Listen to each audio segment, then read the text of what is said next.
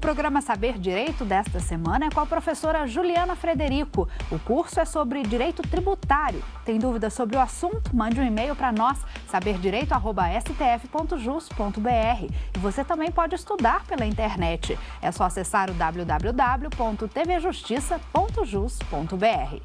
Seja bem-vindo a mais uma aula do programa Saber Direito. Meu nome é Juliana Frederico e, dando continuidade ao nosso estudo de prática tributária, alguns temas relativos às ações judiciais mais frequentes na nossa matéria, a aula de hoje abordará as ações anulatória de débito fiscal e declaratória de inexistência ou existência de relação jurídico-tributária. Na aula anterior, nós conversávamos sobre o processo de execução fiscal, processo regulado pela Lei 6.830 de 1980.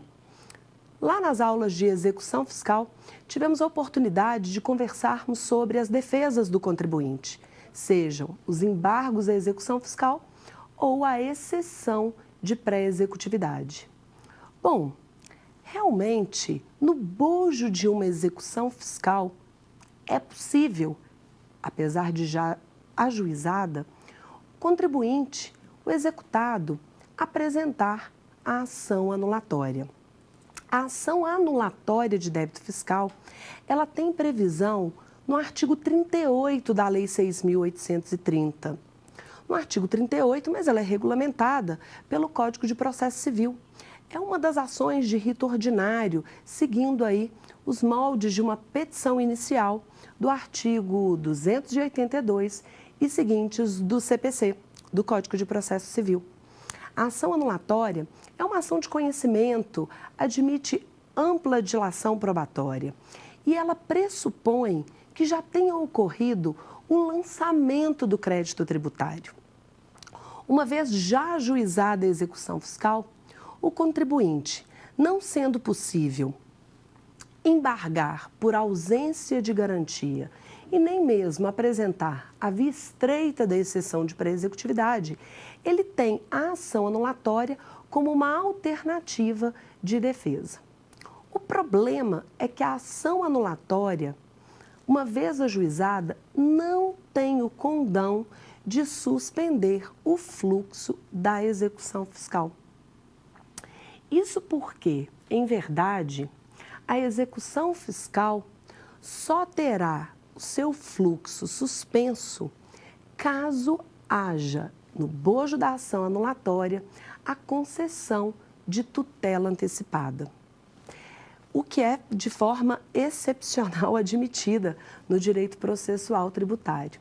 Veja bem, nós sabemos que o Supremo Tribunal Federal editou a súmula vinculante número 28 e, por meio dessa súmula, o Supremo reconheceu que o contribuinte tem o direito, sim, de ajuizar essas ações de rito ordinário, independentemente de apresentação de um depósito judicial. Portanto, o contribuinte pode, em face de uma notificação de lançamento de um crédito tributário, ajuizar a anulatória sem qualquer tipo de garantia, sem apresentação de depósito judicial. E é exatamente por esse motivo que não há que se falar em suspensão do curso do processo executivo. Ajuizada a ação anulatória e sem efetuar o depósito, aquele crédito tributário discutido, sobre ele incide todos os consectários legais relativamente à mora, correção monetária, juros aí respectivos no tramitar da ação. Por isso que muitos contribuintes, apesar de dispensável o depósito judicial, preferem o fazê-lo, exatamente para evitar esses efeitos da mora. Sem dúvida nenhuma que, uma vez efetuado o depósito no bojo de uma ação anulatória, não é possível que se prossiga a execução. Por quê? Porque o depósito, ele suspende a exigibilidade do crédito tributário.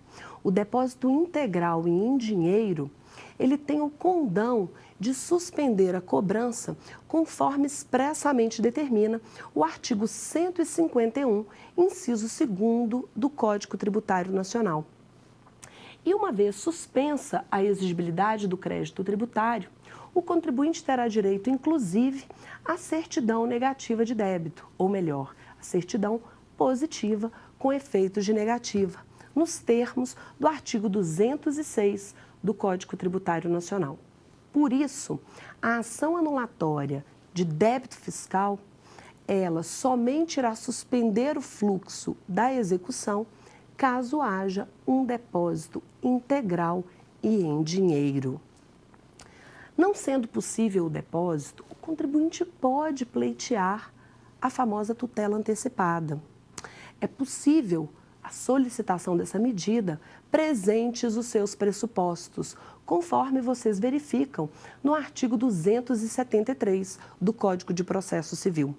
Presentes aí a verossimilhança das alegações, ou seja, o contribuinte deve provar que realmente o direito que fundamenta a sua defesa é um direito já consolidado, já resolvido, um direito com inclusive fundamento na doutrina majoritária ou mesmo em um julgamento já proferido pelos tribunais superiores. Portanto, para provar a verossimilhança das alegações, que enseja a concessão da tutela antecipada, é indispensável que a fundamentação de defesa esteja muito bem traçada, muito bem trabalhada, que convença o juiz que, aparentemente, em um juízo preliminar, aquele autor da ação, o contribuinte, ele realmente tem o direito à suspensão da cobrança até o julgamento final da respectiva ação. Além da verossimilhança das alegações, ou na fungibilidade, também conhecida como fumaça do bom direito, fumus boniuris, o contribuinte deve comprovar que há um risco de dano irreparável ou de difícil reparação.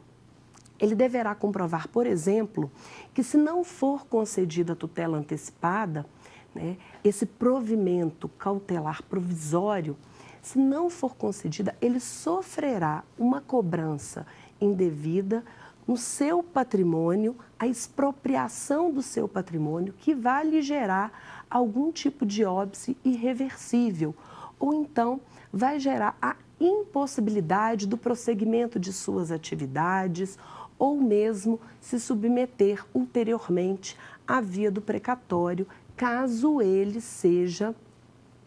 obtenha êxito na ação anulatória. Por isso que, não raras vezes, os juízes indeferem a tutela antecipada, porque realmente, para que se comprove os seus pressupostos de concessão, tanto a verossimilhança, a fumaça do bom direito, as suas alegações relativamente ao mérito que irá ser julgado, bem como o risco de dano, seriam praticamente incontestáveis, por prova inequívoca. Somente assim o juiz poderá conceder a tutela antecipada no bojo de uma ação anulatória, ainda que ausente o depósito integral daquele respectivo crédito. Concedida a tutela antecipada, a Fazenda poderá apresentar o recurso respectivo. E, nesse caso, o recurso será agravo de instrumento, no prazo de 10 dias. Para tanto, cabe à Fazenda provar, argumentar que estão ausentes os pressupostos para a concessão da medida, ou mesmo que estariam aí ausentes os pressupostos para o próprio ajuizamento dessa respectiva ação. Por sua vez, caso a tutela antecipada seja indeferida, sem dúvida nenhuma que o contribuinte, sim, poderá, como autor da ação, apresentar o respectivo agravo de instrumento ao tribunal competente, comprovando nesse recurso que estão, sim, os pressupostos para a concessão da tutela presentes ali naquela causa. Bom, de qualquer forma, É muito raro no direito tributário que o juiz conceda tutela antecipada sem antes ouvir a Fazenda Pública. O que a gente verifica na prática tributária é que os juízes, antes de apreciarem essa medida, intimam a Fazenda para manifestar sobre o pleito. Quando o juiz concede a tutela antecipada sem ouvir a Fazenda, inaudita altera par, a Fazenda, assim que intimada, poderá apresentar o recurso, como também será intimada para apresentar a respectiva contestação. Vale lembrar que lá em sede de embargos à execução fiscal, por força do artigo 17 da Lei 6.830, a Fazenda irá responder aos embargos por meio da denominada impugnação, prazo de 30 dias. Ocorre que na ação anulatória, a resposta comumente apresentada é contestação. E aqui sim temos o prazo em quádruplo para a Fazenda contestar. Prazo em quádruplo previsto no artigo 188 do Código de Processo Civil. Diante disso, a Fazenda terá 60 dias para apresentar a contestação. Nesses 60 dias, ela deverá alegar aí todas as razões pelas quais o juiz deverá julgar improcedente a ação anulatória. Veja bem, caso a Fazenda não apresente a contestação ou faça fora do prazo, não se opera em relação a ela os chamados efeitos da revelia, também decorrente aqui do princípio da supremacia do interesse público. Agora, apresentada a contestação, dará início à fase de instrução, se a matéria não for exclusivamente de direito, e as partes poderão requerer e produzir todas as provas em direito admitidas.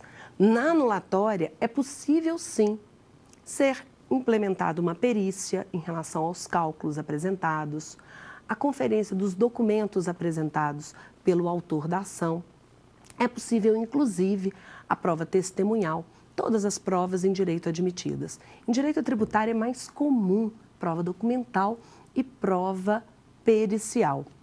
Encerrada essa fase de instrução, o juiz irá proferir a sentença, julgando procedente, improcedente ou parcialmente procedente a ação anulatória. O interessante é que aqui também a condenação no ônus da sucumbência levará o juiz à apreciação equitativa relativamente aos honorários advocatícios, conforme o artigo 20, parágrafo 4º do Código de Processo Civil. Aqui a condenação, havendo sucumbência recíproca, haverá sem dúvida nenhuma uma paridade aí dos honorários, sendo que é muito comum que os juízes determinem a compensação, em que pese a discordância de parte da doutrina nessa possibilidade da compensação dos honorários das partes litigantes. Ainda em relação à sentença que aprecia a ação anulatória, nós teremos aqui, pela parte que foi vencida, a possibilidade de apresentação do recurso de apelação. O contribuinte, para isso, o autor da ação, terá os seus respectivos 15 dias e a Fazenda terá o prazo em dobro para recorrer, nos termos do artigo 188 do Código de Processo Civil. Portanto, ela terá o prazo de 30 dias. Em relação à ação anulatória, na segunda instância, o tribunal terá a oportunidade, em sede de apelação, como acontece nas demais ações, de amplo julgamento dos argumentos apresentados pelo recorrente. Ele pode rever toda a matéria que estava ali sendo apreciada, que foi objeto de julgamento na primeira instância. E o acórdão que julga a apelação na ação anulatória, ele pode ser também rebatido pelos respectivos recursos aos tribunais superiores, recurso especial em caso de violação à lei federal ou divergência daquele acordo em relação a um acórdão proferido por outro tribunal, ou mesmo recurso extraordinário, caso haja violação ao texto da Constituição Federal. Veja, portanto, que a ação anulatória de débito fiscal, ela é uma ação de rito ordinário, uma ação de conhecimento muito parecido com o que vocês aprendem num processo civil geral, que não seja específico na área tributária. Apenas as questões específicas que se referem aqui são relativizadas em relação a uma execução fiscal já em andamento. Se a ação anulatória for proposta em relação a uma execução fiscal já em andamento, só é possível a suspensão desse feito executivo caso haja um depósito integral na anulatória ou então haja concessão dos efeitos da tutela antecipada. Bom, a propósito agora, vamos para a primeira pergunta de um dos nossos alunos que acompanham aqui o Saber Direito. Queria saber se a concessão da tutela antecipada na ação declaratória impede o lançamento. Nós falávamos da ação anulatória. Se estamos diante de uma ação anulatória, significa que já há o lançamento de um crédito. Aquele crédito já está apurado, já está devidamente formalizado.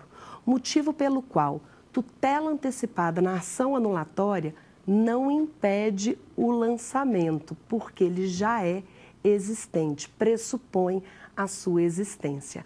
Apenas pode, caso seja conferida a tutela ou mesmo o depósito seja realizado de forma integral, suspender a cobrança do respectivo crédito.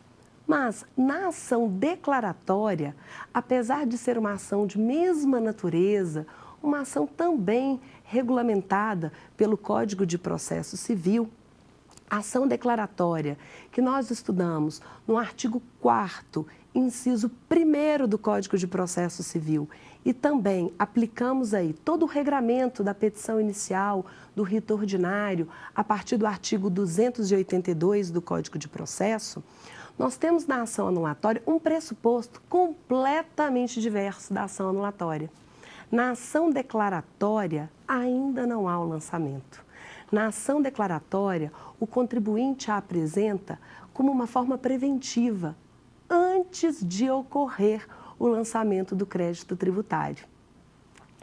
E por isso mesmo, como a ação declaratória pressupõe que não há lançamento, ela é uma ação anterior ao lançamento, há essa discussão se a Fazenda Pública poderia efetuar o lançamento, ainda que pendente uma ação declaratória anterior.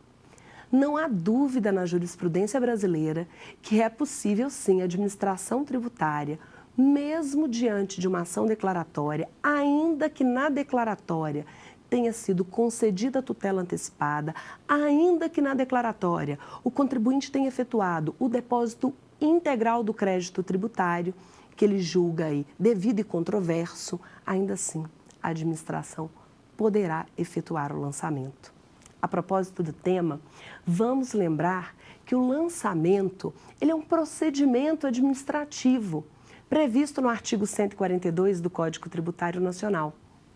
Por esse procedimento, a administração dá contorno ao crédito tributário, ela constitui o crédito e ela o faz principalmente para se evitar a ocorrência do que se denomina como decadência tributária. O que é a decadência tributária? A decadência tributária, que é um prazo anterior ao fluxo da prescrição, a decadência exatamente se refere ao prazo para o lançamento. A decadência tributária, que também é quinquenal, que também é de 5 anos, está regulada no artigo 173 do Código Tributário Nacional e também no artigo 150, parágrafo 4º. Esse prazo, via de regra, ele se inicia desde a ocorrência do fato gerador, contudo, o termo inicial da contagem dos 5 anos se dá no primeiro dia do exercício financeiro seguinte, em que o lançamento poderia ser efetuado. Um exemplo para ilustrar melhor a questão. Vamos imaginar que estamos diante do IPTU, Imposto sobre a Propriedade Predial e Territorial Urbana. O IPTU ele é lançado pelos fiscos municipais e ele tem o prazo decadencial firmado no artigo 173 do Código Tributário.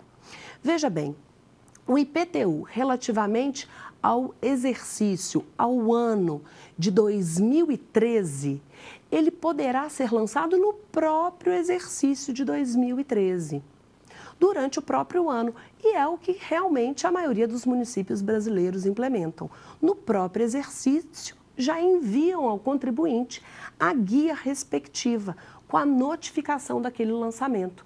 O envio do carnê para o pagamento já estaria ali formalizado o lançamento. Se a administração pública não notificar o contribuinte desse IPTU no ano de 2013, ela tem, a partir do dia 1º de janeiro de 2014, mais 5 anos para lançar. Portanto, a decadência irá se operar somente no dia 1º de janeiro de 2019. Veja bem, o IPTU do exercício de 2013, o prazo quinquenal para o seu lançamento, inicia-se no dia 1º de janeiro de 2014 e se encerra no dia 1º de janeiro de 2019. A administração deverá, nesse período, notificar o contribuinte do lançamento sob pena desse crédito se extinguir pela decadência.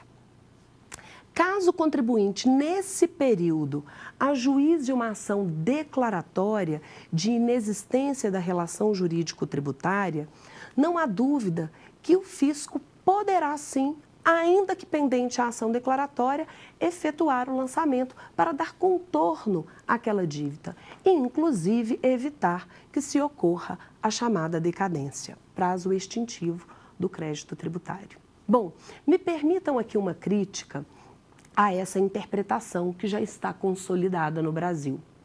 Porque, a meu ver, ainda que a Fazenda Pública não efetue o lançamento no curso de uma ação declaratória de inexistência de relação jurídico-tributária, a meu ver, não haveria aqui hipótese decadencial, considerando que aquele crédito já está sub júdice, já haveria ali o reconhecimento pelo devedor de um crédito, apesar de controvertido, mas por ele devido.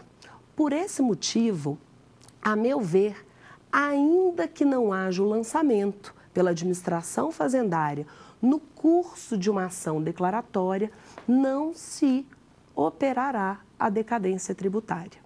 Mas os julgados iniciais sobre a matéria partiam desse pressuposto de que a ação declaratória não impediria o lançamento para que não se ocorresse a decadência tributária.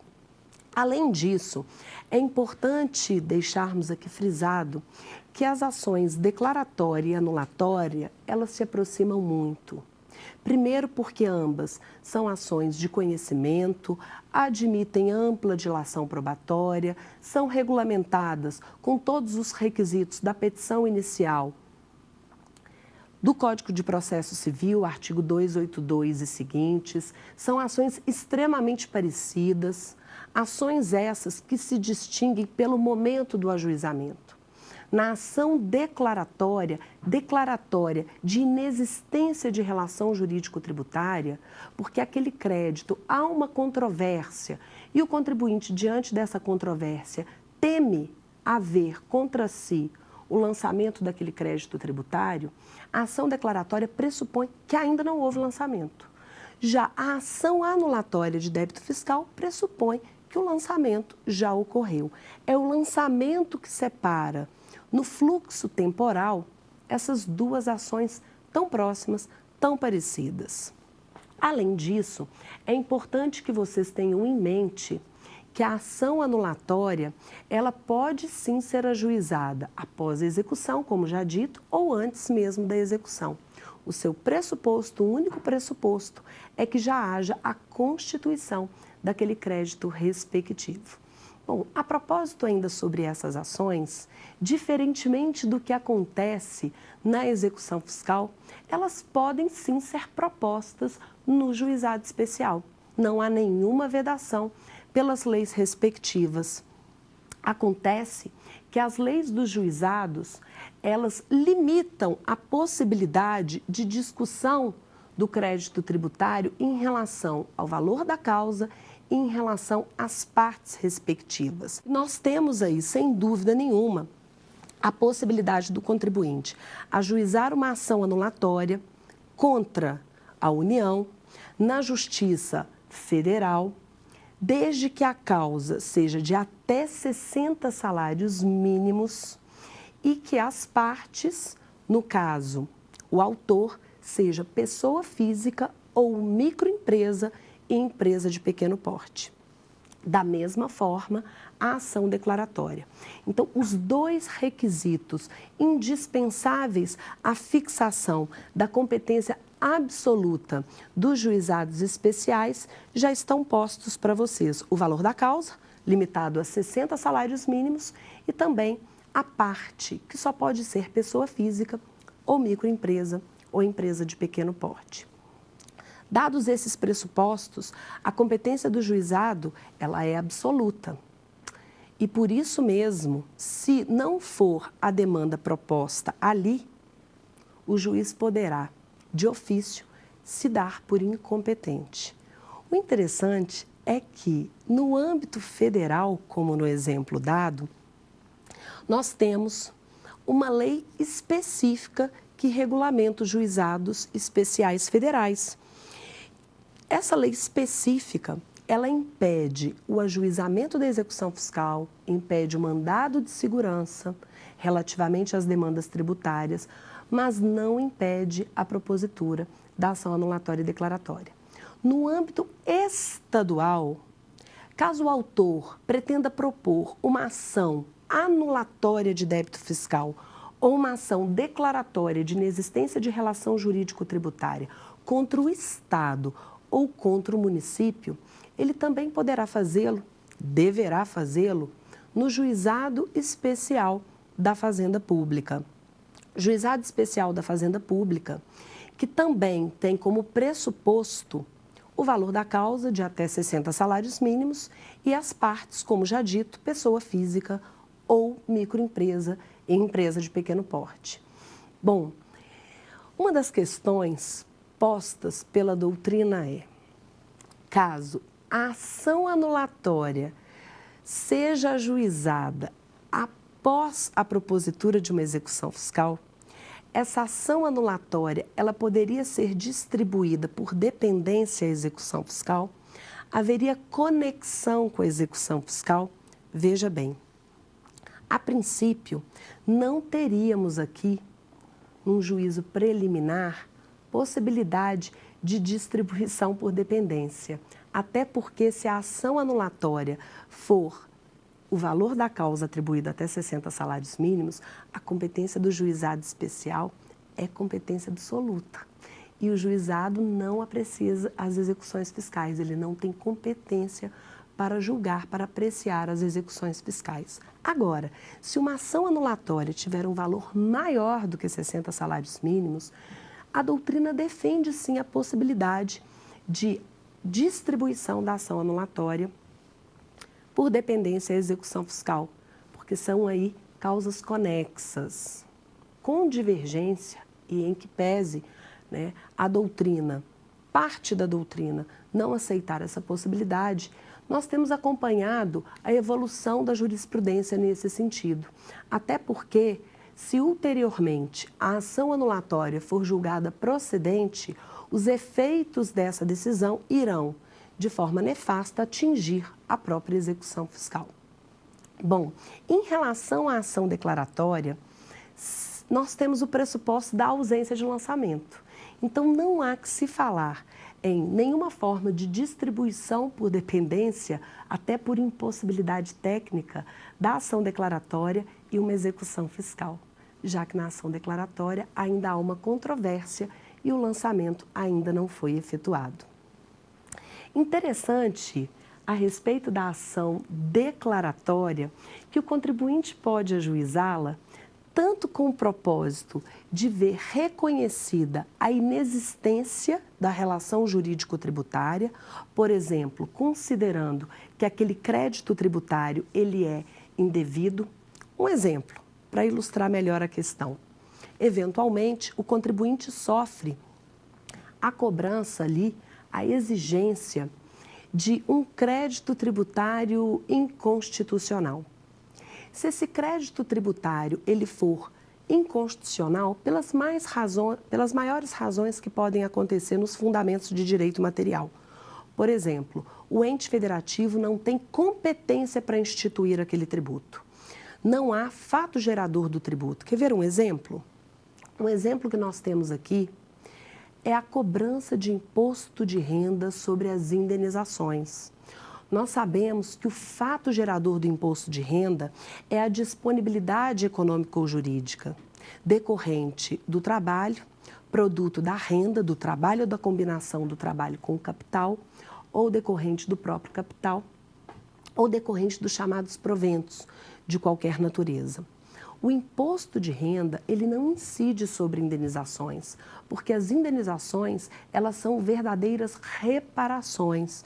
O próprio STJ já reconheceu em diversas súmulas, como as súmulas 125, súmula 136 e a recente súmula 498, que a indenização por dano moral, efetivada nessa última súmula, não é fato gerador do imposto de renda.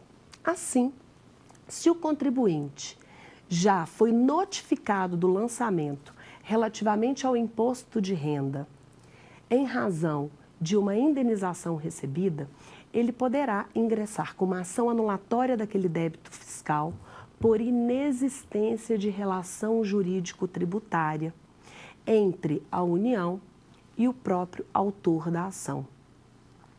Bom, essa ação anulatória ali de inexistência para anular aquele lançamento, o mesmo pleito pode ser efetivado no bojo da declaratória, caso ainda não haja lançamento, caso ainda não haja formalização daquela dívida. Se o contribuinte teme que, diante de uma indenização recebida, a administração tributária federal venha exigir esse imposto de renda, ele pode, de forma antecipada, antes do lançamento, ingressar com a ação declaratória também de inexistência de relação jurídico-tributária relativamente à exigência daquele tributo, porquanto inconstitucional, porquanto fere a competência da União, firmada no artigo 153, inciso 3º da Constituição Federal, e o contorno do fato gerador do imposto de renda, regulamentado no artigo 43 do Código Tributário Nacional. Veja bem, a ação anulatória e a ação declaratória com o mesmo fundamento. Com o mesmo fundamento. Não há relação jurídico-tributária entre o fisco e o contribuinte. Qual a diferença entre ambas?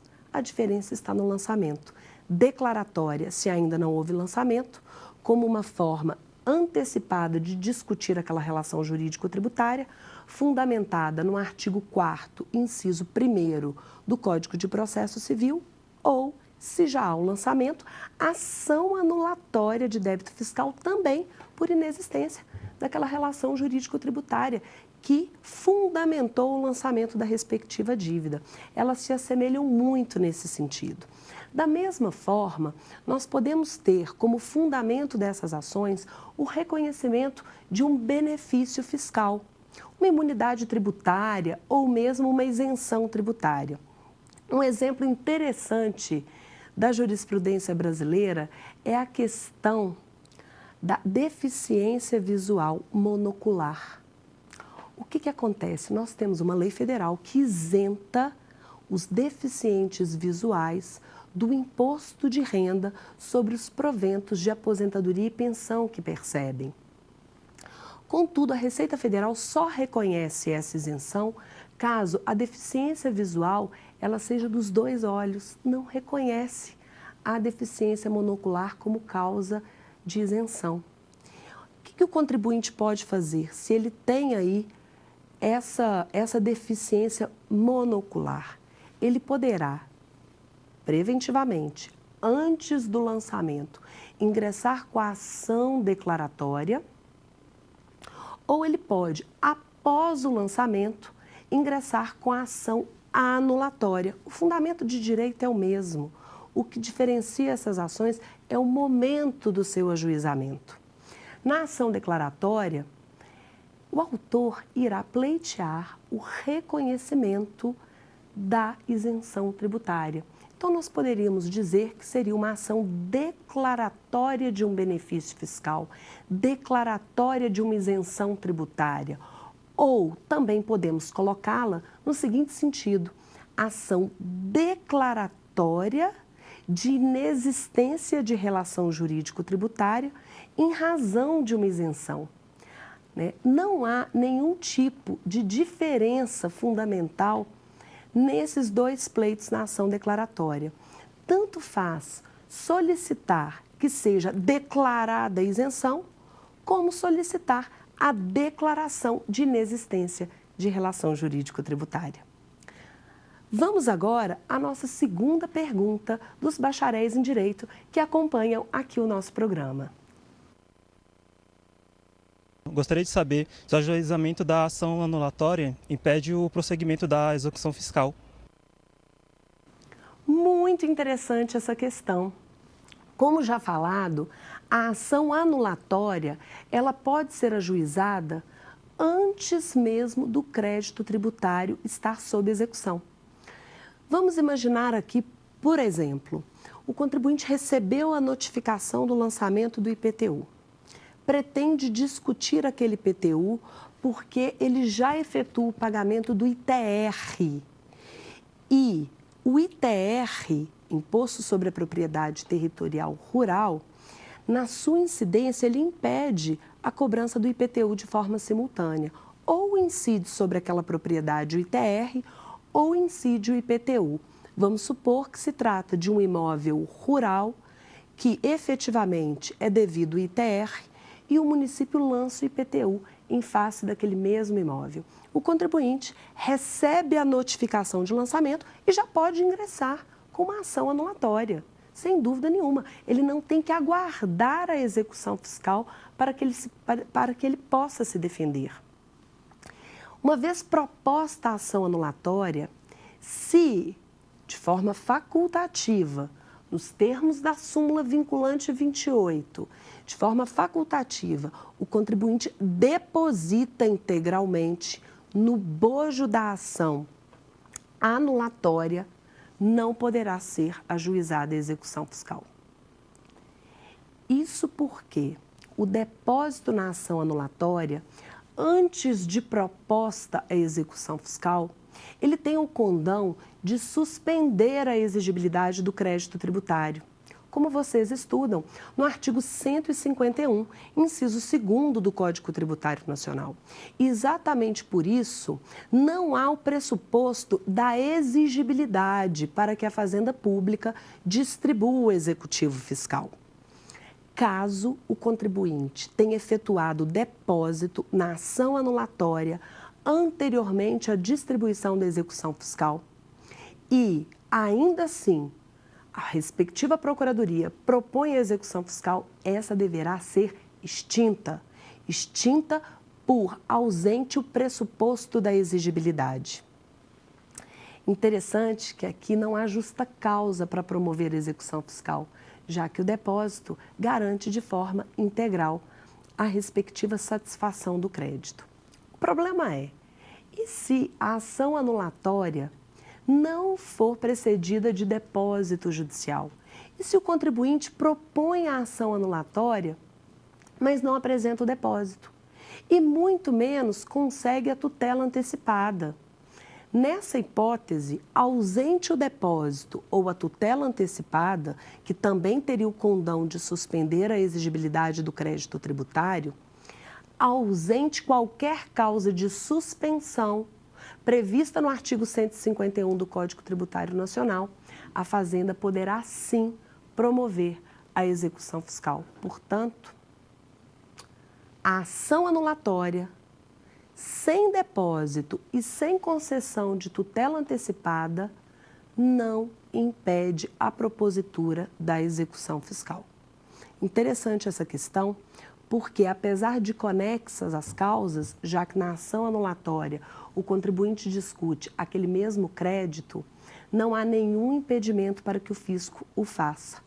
E aqui, parte da doutrina entende que se ele não promover a execução fiscal dentro do prazo prescricional de 5 anos, ainda que pendente a ação anulatória, haveria causa de prescrição, conforme artigo 174 do Código Tributário Nacional. Data máxima vênia, com todas as restrições da minha interpretação.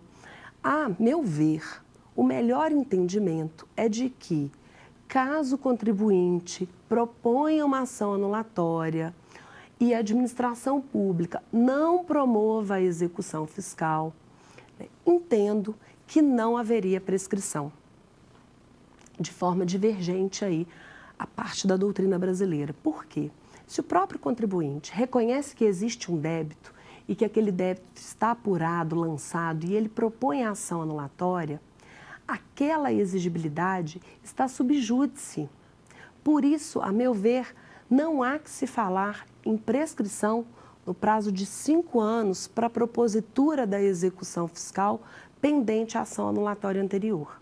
Bom, pode ser que ainda esse seja um entendimento isolado, até nesse sentido, a favor do fisco. Por quê? Porque realmente, se o contribuinte se antecipa ao lançamento e ajuiza uma ação declaratória, no meu entendimento, não haveria decadência tributária, porque a questão já está sub júdice, o crédito já tem um contorno judicial. Da mesma forma, na ação anulatória de débito fiscal, considerando que o contribuinte já levou aquela discussão para o Poder Judiciário, também, no meu entendimento, não haveria que se falar em prescrição. De qualquer forma, é prudente que a Fazenda Pública, pendente uma ação anulatória, ajuizada pelo contribuinte sem depósito e sem concessão da tutela antecipada, que ela ajuize a execução fiscal para que não haja essa discussão sobre a aplicabilidade ou não do prazo prescricional quinquenal definido no artigo 174 do Código Tributário Nacional. Bom, vocês conseguiram perceber que tanto a ação declaratória quanto a ação anulatória, que são extremamente semelhantes, mas são propostas em momentos distintos, elas podem se referir a um crédito que vem ulteriormente ser discutido no bojo de uma execução fiscal. Sem dúvida nenhuma, proposta a ação declaratória, sem a tutela e sem o depósito, a administração poderá efetuar o lançamento e poderá promover a execução fiscal daquele mesmo crédito. Da mesma forma, efetuado o lançamento, proposta a ação anulatória, ausente depósito ou tutela antecipada, a Fazenda Pública poderá promover a respectiva execução fiscal.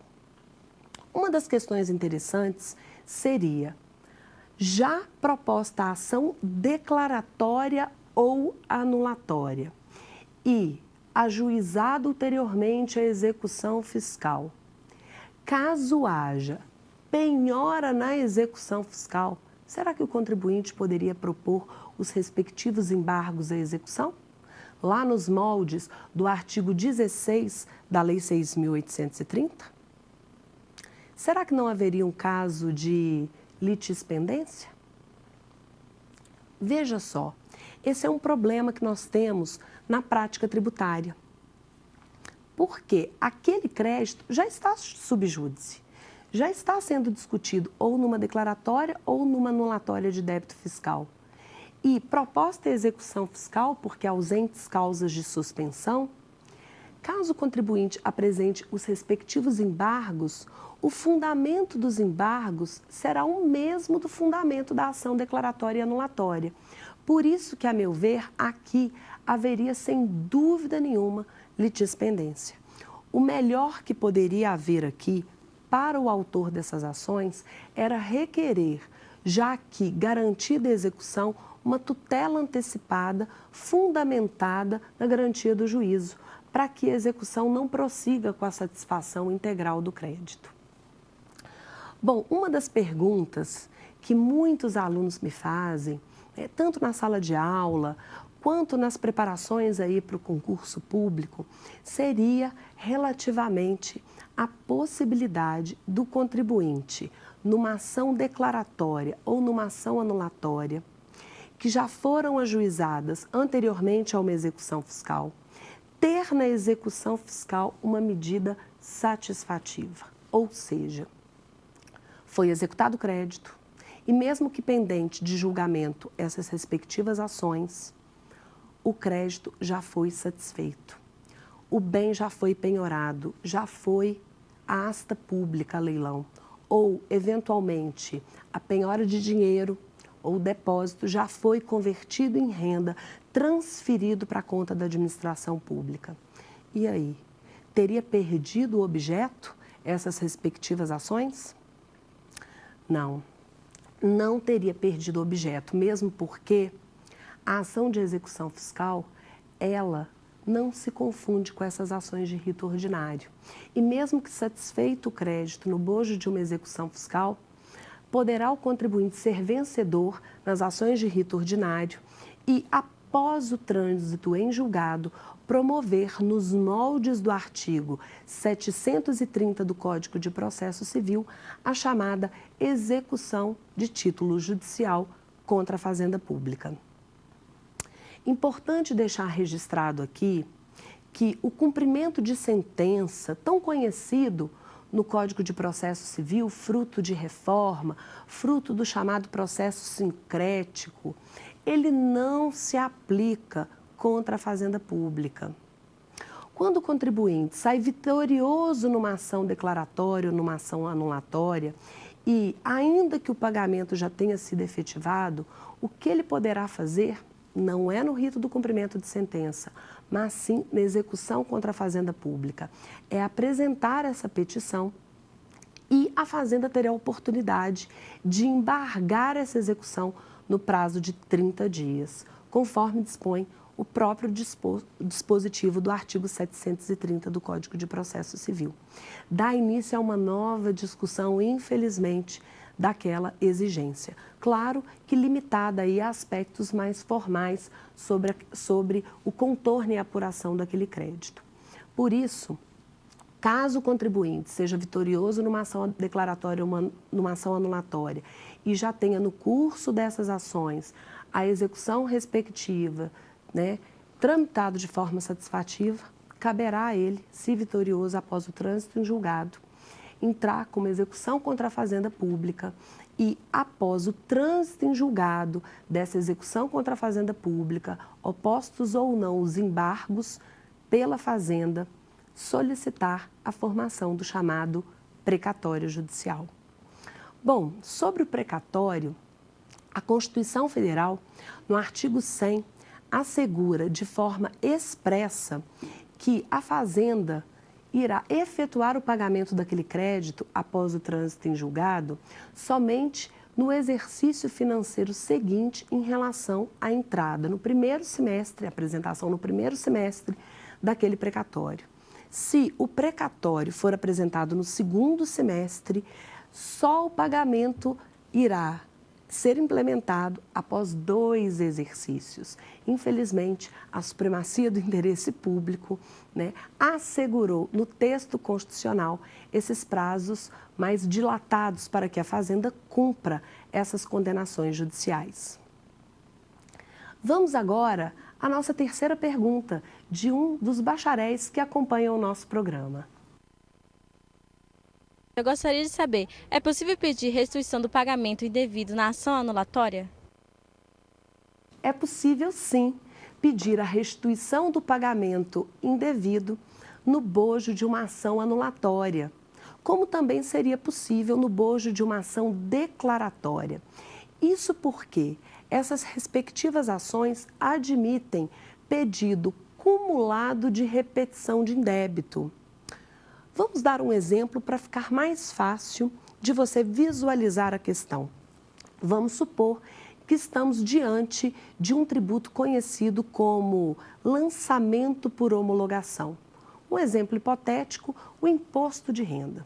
O imposto de renda, ele é lançado por homologação. O que significa isso? O próprio contribuinte tem o dever de declarar o imposto, de efetuar o seu cálculo e pagá-lo antes mesmo de qualquer procedimento fiscalizatório. Ele tem esse dever de efetuar o chamado pagamento antecipado. Portanto, caso o contribuinte tenha declarado o imposto de renda, pago o imposto de renda indevidamente sobre uma indenização, como já foi dado o exemplo anterior, ele não sabia que ele estava isento.